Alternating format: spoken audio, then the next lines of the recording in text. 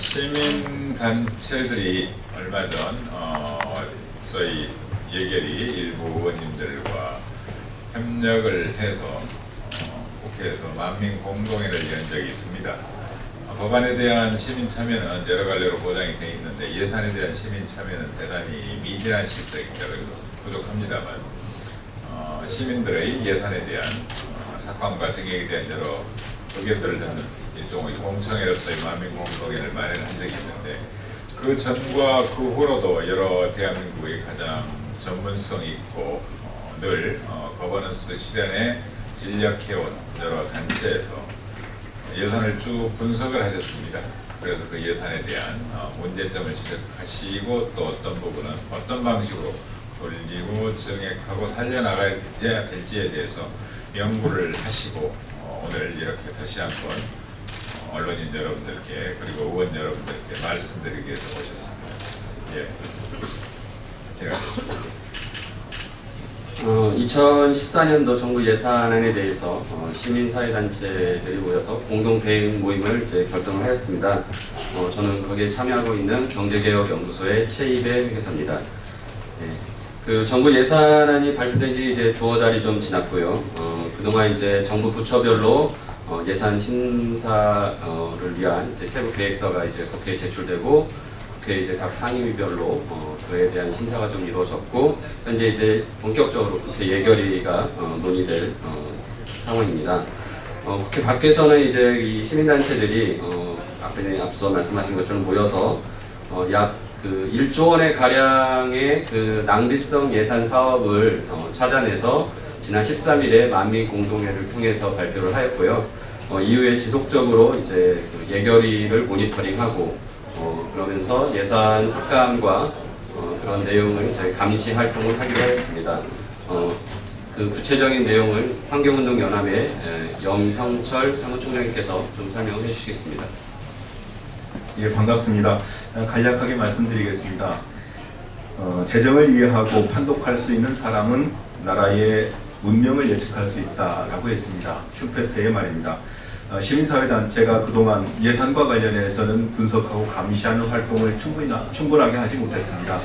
그쪽 사업 분야가 워낙 어렵고 그리고 미처 이러저러한 현안에 쫓기다 보니까 단체들이 충분하게 활동하지 못한 것입니다. 하지만 나라의 예산이 모든 것과 연결되어 있기 때문에 좀 더 적극적으로 관심을 갖고 감시해야 된다는 것에 대해서 드디어 단체들이 뜻을 모을 수 있었습니다. 그래서 2014년 정부 예산과 관련해서 몇 달 동안 논의하고 준비를 했습니다. 그래서 이번에 아주 섬세한 데까지는 이르지 못했습니다만은 최소한 이런 예산들 같은 경우는 삭감해야 된다라고 해서 약 50개 정도를 골랐고 그 중에서도 오늘 이 자리에서는 가장 악성이라고 생각되는 10개 정도를 선정해서 발표를 하게 됐습니다. 기자님들께서 적극적으로 관심을 가져주시고 이런 예산들이 깎일 수 있도록 보도해 주셨으면 고맙겠습니다. 그리고 의원님들께도 관련해서 지속적으로 요청하는 활동을 하겠습니다. 저희들이 뽑은 나쁜 예산 10가지는 다음과 같은 것입니다. 첫 번째로는 수자원 공사에 대한 금융 지원입니다. 수자원 공사에 대한 금융 지원은 약 4,110억 원인데요. 이 부분은 4대강 사업에 대한 이자 3,210억 원과 그리고 경인운하에 대한 이자 지원 900억 원입니다.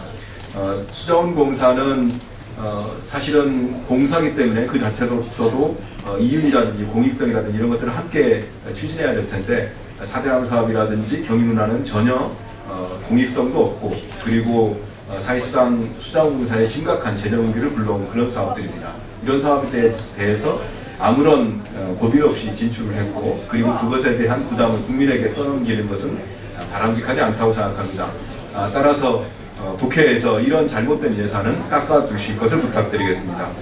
두 번째로는 소규모 댐 예산입니다. 역시 국토부 예산인데요.